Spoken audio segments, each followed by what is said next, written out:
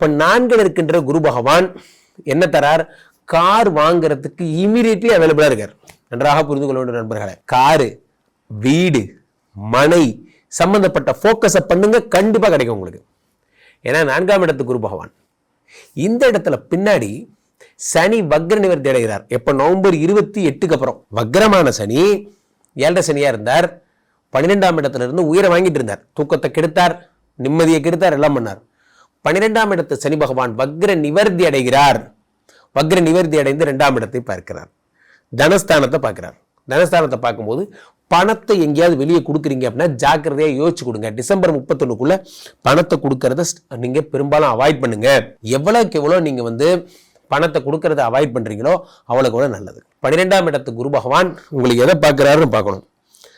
12ஆம் இடத்திலே சனி பகவான் இருக்கிறார். சனி பகவான் அடுத்து 7ஆம் பார்வையாக 6ஆம் இடத்தை பார்க்கிறார். கடன் அடைக்க பார்க்குறீங்க. ஸோ அப்போ டிரைவர்ஸ் யாராவது இருந்தீங்கன்னா கார் வாங்கிடுங்க. அல்லது பெரும்பாலும் இந்த கடனை சிறுக சிறுக சிறுக சிறுக இந்த கடனை அடைச்சு முடிங்க.